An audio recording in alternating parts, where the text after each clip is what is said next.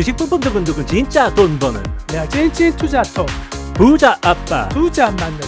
투자 곱하기 투자. 안녕하십니까? 있는 지식 쏟아붓고 없는 지식 찾아와서 시청자분들께 진짜 돈 버는 투자 정보 곱빼기로 전달드리는 투자 곱하기 투자입니다. 자, 오늘은 어떤 얘기 나눠볼까요? 제가 오늘 준비한 주제는 리츠입니다. 아, 리츠라면 그 부동산 간접 투자 상품이죠. 여러 사람들한테 투자금을 모아서 그렇죠. 부동산에 투자를 하고 거기서 나오는 수익을 배당으로 지급하는 거죠. 예. 그리고 뭐 주식시장에서 상장돼가지고 주식처럼 거래가 되기도 하고요.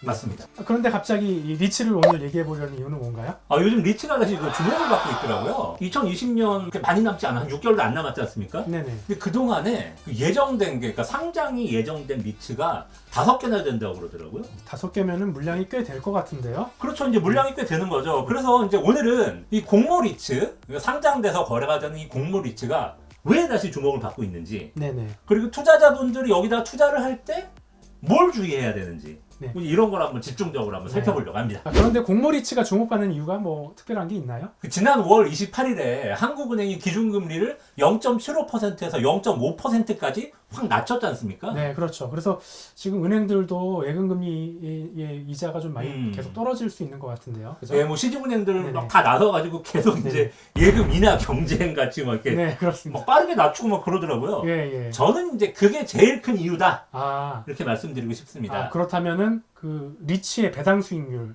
뭐 요게 비교가 그렇죠. 되겠네요. 그죠? 그렇죠. 이제 배당 수익률 얼마 되나요? 한국 리츠가? 이게 예금금리에 비해서 훨씬 높습니다. 이게 리츠 네. 정보 시스템이라는 게 있거든요. 네, 네. 이게 뭐 그냥 사설 시스템 아니고요. 국토교통부에서 아, 만들어서 예, 예. 리츠에 대한 이게 정보를 이제 운영하는 시스템인데, 네. 여기 제가 들어가서 조회를 해보니까 작년에 9.43%였습니다. 9.43%요. 엄청 높죠? 네네. 근데 하나 주의하셔야 되는 거는요. 네네. 이 리츠라는 게 저희가 이제 일반 투자자분들이 할 수 있는 건 공모 리츠, 네. 상장돼서 거래되는 리츠인데, 네네. 3호 리츠라는 게 또 있는데, 이게 두 개 수익률이 짬뽕이 된 거라는 거. 네네. 9.43%가 그래서 좀 높아졌다는 거 좀 아. 주의하셔야 돼요. 그럼 3호 리츠가 수익률이 좀 높을 수 있는 거죠? 그렇죠. 이게 3호 리츠 뭐 한번 얘기 나왔으니까 뭐 간략하게 설명드리면, 저희가 흔히 이제 기관 투자가라고 말하는 데가 있잖아요. 네, 그렇습니다. 뭐 이제 국민연금 같은 데도 있을 거고, 네네. 뭐 각종 연기금들 이런 데가 이제 네. 기관 투자가들인데, 그런 데들이 이제 돈을 이렇게 한 서너 군데서 같이 돈 모아가지고 부동산 사고 거기서 배당 받고 이제 이런 게 3호 리츠입니다. 네네. 그러니까 이런 상장을 안 해요. 그러니까 일반 투자자분들이 투자를 하기가 어렵죠. 어렵죠. 물론 네. 이제 굉장히 돈이 많으신 분은 네. 예외적으로 투자가 가능합니다. 그런데 이제 이것들이 이제 그러다 보니까 수익률이 좀 높은 물건에 이제 투자하는 경우가 있어요. 네, 그렇다면 그럼 네. 공모 리츠의 배당 수익률을 좀 봐야 되겠네요. 그렇죠, 그렇죠. 저희가 그걸 봐야 되는데, 제가 이제 작년에 상장한 것 중에서 하나를 봤습니다. 이게 오피스 리츠였는데, 네네. 이게 그 주당 한 150원 정도 하더라고요. 배당을. 아, 예. 근데 지금 그 주가하고 제가 비교를 해봤더니 한 2.2%? 요 네. 정도 되는데, 이 리츠, 공모 리츠가 배당 1년에 몇 번 하냐면요. 네. 2번 하거든요. 네. 또 바뀔 수도 있지만 하여튼 지금까지 상장돼 있는 것들은 대부분 2번 해요. 네. 그러면 아까 뭐 이게 반만 한 거니까. 반만 한 거니까 4%는 넘는다. 뭐 이렇게 네. 볼 수가 있는 거죠. 연간 수익률로 4% 정도는 되는군요. 그렇죠. 이제 배당 네. 수익률이. 네. 뭐 그 가격에 물론 변동도 있겠습니다만 그거는 네. 감안하지 않고 배당 받은 것만 따져봤을 때 한 4%는 넘을 수 있다. 네. 뭐 이제 이렇게 이제 볼 수가 있을 것 같습니다. 그렇군요. 그래서 이제 그런 부분을 보면은 지금 시중금리 지금 확실하게 이제 뭐 거의 0%대 금리 들어간 거잖아요. 네네. 비교해 보면 음. 괜찮다라고 저는 생각합니다. 네네. 그게 이제 주목받는 가장 큰 이유가 아닌가. 우리나라 리츠가 근데 뭐 이렇게 투자할 만한 대상이 아직 많이 있는지 모르겠네요. 상당히 그 예리한 질문으로 네네. 이렇게 쓰시고 이제 들어오시는. 그게 맞는 말씀이십니다. 지금 공모 리츠가 보면요. 하나, 둘, 셋, 넷, 다, 7개. 7개요. 7개가 상장이 네. 돼 있고요. 그나마도 이제 좀 옛날에 상장된 것 중에 좀 투자 매력이 없는 것들이 많아요. 그러다 보니까 현실적으로 투자자분들이 이제 투자를 해서 뭐 이제 배당도 받고 이렇게 좀 제대로 좀 이렇게 돈 관리를 할 수 있는 리츠는 그 중에서 한 절반 네네. 정도, 네네. 서너 개 정도라고 그렇군요. 보시면 이제 네, 된다. 앞으로 이제 상장을 5개 정도 하게 된다니까 음. 숫자가 늘어나는데, 그렇다면은 그동안에 있었던 그 일부 리츠 같은 경우에는 예. 주로 대형 오피스 빌딩 그렇죠. 그런 오피스 리츠, 그게 몇 개 있었죠? 예. 네, 그리고 또 유통시설, 뭐 쇼핑센터 맞습니다. 이런 거 관련된 리츠가 있었다라고 예. 알고 있는데요. 그러면 새로 이제 앞으로 상장되게 될 리츠들은 어떤 뭐 특이한 점이 있는지 혹은 또 그것들의 어떤 배당 수익이나 이런 메리트나 이런 것들은 어떤 게 있는지 좀 궁금하네요. 좋은 지적이신데요. 지금 이제 기존의 투자자분들이 할 수 있었던 것들이 방금 말씀하셨듯이 오피스, 그러니까 큰 대형 빌딩 같은 거를 네. 투자를 하거나 그렇죠. 아니면 뭐 백화점 유통시설 이런 투자하는 것들이 뭐 있었는데 앞으로 상장한 5개는 이게 종류가 다 다릅니다. 또 아, 하나 그런가요? 특이한 점인데 예. 오피스 리츠도 하나 있습니다. 네. 있고 리테일 리츠, 그러니까 유통시설 같은 투자는 리테일 리츠도 하나 있는데 그렇죠. 나머지 네. 이제 뭐 레지던스 리츠라는 게 레지던스 뭔지 아시죠? 레지던스라고 하면은 호텔은 주거시설도 아닌데 비슷하고 호텔. 오피스텔도 아니면서 주거시설인데 이제 돈 받고 빌려주는. 네네. 왜 외국인들이 한국 이제 와가지고 장기 체류하시는 분들이 그런 데서 많이 묵는다는 얘기 예, 아마 들으셨어요. 그렇죠. 뭐 가끔 뭐 파티 하시는 분들이 일일 정도 이렇게 빌리기도 하고. 예, 예. 그 서울 시내 보면 레지던스들이 있잖아요. 네네. 그런 데 투자하는 네. 레지던스 리츠도 하나 있고 네네. 또 재밌는 거 하나가 주유소 리츠가 있어요. 아, 네, 그렇군요. 전국에 있는 주유소에 투자하는 리츠 네. 이런 게 있고요. 지금까지 사실 한국에 부족했던 게 뭐냐면은 해외 부동산에 투자하는 리츠 이게 없었는데 하반기에 계획된 것 중에 그것도 있더라고요. 그게 이제 해외 부동산에 투자하는 리츠가 우리나라에 상장된다는 말씀이신 거죠? 그렇죠, 그렇죠. 공모로 투자를 이렇게 상장된다. 네네. 뭐 아직 뭐 상장이 된 건 아니지만 예정이다. 네네. 상당히 다양하게 네. 뭐 지금 계획되고 있고 이 예상 수익률도요. 작은 게 한 6%, 센 네. 거는 한 8%까지 예상을 하더라고요. 아, 공모 리츠인데 공모 이제 리츠인데 그런 매력적인 리츠도 상장이 되는군요. 그렇죠. 이제 공모 가격 대비해서 이제 하는 거긴 한데 앞으로의 시장 상황에 따라 달라질 수는 있어요. 네. 달라질 수는 아무래도 가격이 변동되면서 수익률도 달라지는 거죠. 가격이 변동되면 공모 가격도 바뀔 수가 있거든요. 그렇습니다. 그러다 보면 그럴 수는 있지만 네. 적어도 지금 상황에서 그 정도면 뭐 괜찮다라고 볼 수가 있고요. 상황이 이렇게 흘러가다 보니까 이제 리츠를 운영하는 네네. 어떤 금융 회사들도 네. 뭐 리츠의 매력이 부각될 수 있다 이제 보고 이제 움직이고 있는 거예요. 그러면 이렇게 활발하게 공모 시장 리츠가 움직일 것 같은데 네. 그렇다면 이제 일반 투자자들 입장에서 봤을 때 예. 어떤 리츠를 골라야 될지 고민이 될 것 같습니다. 그래서 리츠를 고를 때 중요한 판단 기준이라든지 혹은 또 점검해야 될 아주 기본적인 포인트 이런 것들이 좀 궁금하거든요. 어떻습니까? 이제 그런 게 중요하죠. 이 리츠를 막상 투자하려고 했는데 이게 될지 안 될지 좀 봐야 되는 거잖아요. 네네. 그 배당 수익률은 사실은 그 투자 계획서 보면 좀 어느 정도 나오잖아요. 네네. 근데 이 가격이라는 게 또 네네. 무시 못한단 말이죠. 네. 산 다음에 가격이 계속 빠지면 그것도 골치 아프니까. 그렇습니다. 자, 그래서 제가 첫 번째로 봐야 된다라고 생각하는 거는요.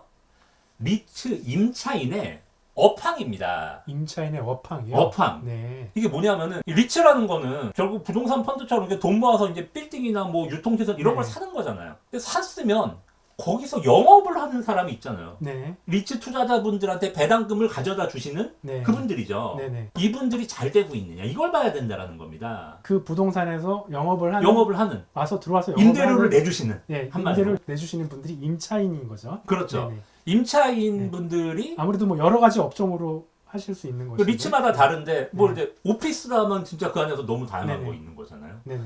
뭐 금융기관이 영업을 할 수도 있고 뭐 네. 일반적인 뭐 제조업체 본사가 있을 수도 있고 뭐 다양한 경우가 있는 것이고 네. 이제 리테일 리츠라고 하면은 일반적으로 쇼핑 시설들인데 네. 뭐 그 백화점일 수도 있고 마트일 수도 있고 뭐 그런 거잖아요. 네. 그리고 요즘에 이제 뭐 해외에서 뜬다는 뭐 데이터 센터 리츠 같은 경우는 네. 이거는 그야말로 데이터 센터가 들어가 있는 거 이렇게 네. 이제 IT 업체들과 관련된 그렇죠. 비즈니스를 하는 거죠. 뭐 그런 것도 있고 다양하단 말이죠. 네네. 근데 그 업황을 잘 봐야 된다는 게 이게 지금 뜨고 있는 업황이 있고 네. 지고 있는 업황이 있다는 거죠. 그래서 이제 첫째는 지금 말씀해 주신 것처럼 투자 부동산의 임차인들의 업황 예. 이런 것들을 보는 것이 중요하다. 맞습니다. 이렇게 말씀해 주신 거죠. 예. 그러면 두 번째로 봐야 될 거는 또 다른 점이 좀 있을까요? 이 부분도 이게 놓치시는 분들인데 이거를 꼭 봐야 됩니다. 우리나라의 특성상 네네. 공모리츠 시장이 굉장히 활성화가 돼 있었던 건 아니었잖아요. 네. 그럼 이제 신규로 투자하시는 분들이 많을 수밖에 없는 상황에서 리츠를 운영하는 어떤 금융회사들 입장에서는 투자자분들을 끌어들일 어떤 유인책이 좀 필요합니다. 네. 네. 근데 그게 뭐냐 하면은 안정성이에요. 배당의 안정성. 배당의 안정성이라는 걸 어떻게 그 유인을 하느냐. 예를 들어 뭐 리테일 리츠 같은 경우는 이번 달엔 좀 매출이 좋고 네. 네. 뭐 그 다음 달이 됐는데 이번에 또 매출이 떨어지고 막 이럴 수도 있잖아요. 매출에 따라 가지고 배당금이 막 변동이 되면 네. 투자자분들 입장에서 조금 불편한 건 있겠죠. 그죠? 네. 네. 근데 이제 그러다 보니까 이거를 안정적으로 좀 이렇게 가져갈 수 있게 해드리겠다라고 해서 유인책을 제시한 게 있는데 그게 바로 마스터 리스 계약입니다. 아, 마스터리스요? 네. 그래서 제가 서론이 좀 길었는데 네. 두 번째 보셔야 되는 포인트는 마스터리스 계약의 실제적인 내용하고 네. 계약 상대방의 신용도 등을 봐야 된다. 이렇게 네. 말씀드리고 싶습니다. 마스터리스 계약이라고 하면 조금 그 설명이 좀 필요할 것 같은데요. 그렇죠. 이게 네. 약간 좀 말이 좀 어려운데 네. 부동산 용어 한국에서 많이 쓰는 용어 중에 책임임대차 계약이라는 게 예, 있습니다. 예. 이 책임임대차가 뭐냐면은 어떤 한 명이 책임을 지고 네. 다른 그 임차인분들을 모으는 거예요. 네네. 모아가지고 계약을 하는 거죠. 제가 한번 예를 들어 보겠습니다. 네. 자, 마스터 리스사가 있어요. 그 마스터 리스사가 방금 말씀드린 것처럼 이제 수많은 임차인을 모집을 해요. 네. 모집을 한 다음에 리츠하고 계약을 하는 거예요. 네. 둘이 계약을 했는데 계약을 하면은 리츠는 누구한테 임대료를 받는 거냐? 그 수많은 임차인한테 받는 게 아니라 마스터리스, 이 마스터리스사 한 명한테 네. 한 명한테만 받는 거예요. 그러면 마스터리스사는 그 임차인들이 내는 임대료가 있을 거 아니에요? 이거를 받아서 다 모아서.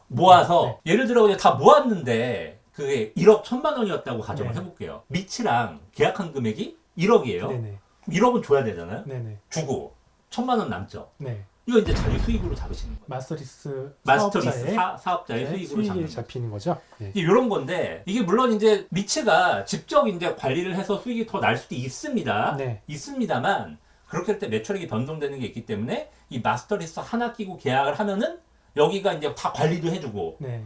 일정하게 계약된 금액을 계속해서 이제 임대료를 지급을 하잖아요. 네. 그럼 리츠 투자자 입장에서는 배당이 네. 안정적이죠. 네. 그러면 이제 이게 네. 이제 유인책으로 많이 나와서 네. 뭐 모든 리츠가 하는 건 아닙니다만 네. 한국에 상장된 리츠들 상당히 이걸 하고 있고 하반기에 이제 5개 상장하는 것들 중에서도 상당수는 이렇게 마스터리스 계약을 하지 않을까 네. 그렇게 예측을 하고 있습니다. 예, 뭐 그렇게 예. 볼 수가 있겠는데 그렇다면은 이런 경우에는 마스터리스 계약 자체를 면밀하게 살펴보는 게 굉장히 중요할 것 같은데요. 그죠? 아, 그렇죠, 그렇죠. 네, 그래서 마스터리스 그 계약 내용 자체하고 마스터리스 사업자, 계약 상대방 예. 거기에 대해서 조금 그 판단해봐야 될 부분이 있을 것 같은데 그거를 어떻게 아. 판단을 해야 돼요?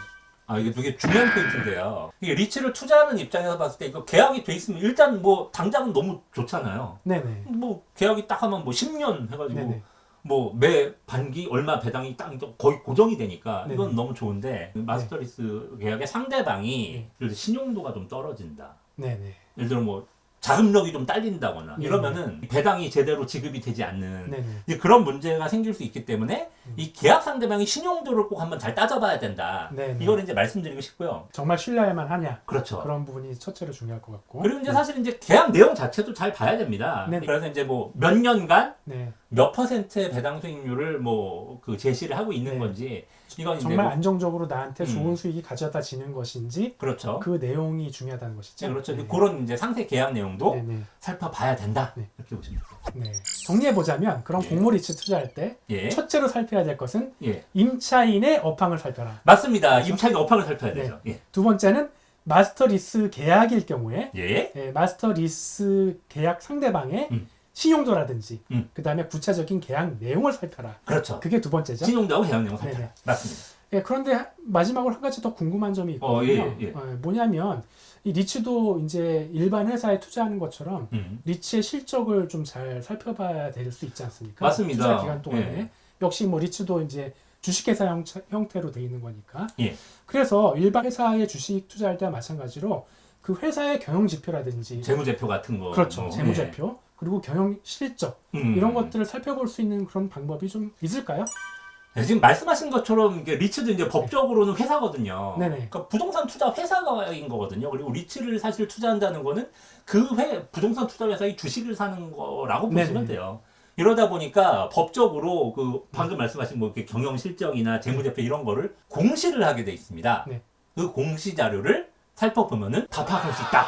뭐 배당금 얼마 주는지, 뭐 네. 그리고 올해 뭐 이익이 얼마가 났는지, 네. 뭐 비용은 얼마를 썼는지 이걸 다 볼 수 있다는. 그럼 그 공시자료 어디서 보죠? 제가 아까 그 방송 그 초기에 그 말씀드린 부분이 있는데 국토교통부에서 운영하는 리츠 정보 시스템이라는 게 있다. 네. 이 말씀 아까. 국토교통부의 리츠 정보 시스템. 그렇죠. 거기 들어가 보면요. 우리나라에 있는 뭐 상장돼 있는 리츠뿐만 아니라 모든 리츠에 대한 공시 자료가 다 올라가 있어요. 아, 그렇군요. 음. 네. 그거를 이제 꼼꼼하게 따져 보시면 다 네. 나오게 돼 있습니다. 네. 오늘은 공모 리츠에 대해서 알아봤습니다. 저희 동영상 내용이 마음에 드셨다면 구독과 좋아요 부탁드립니다.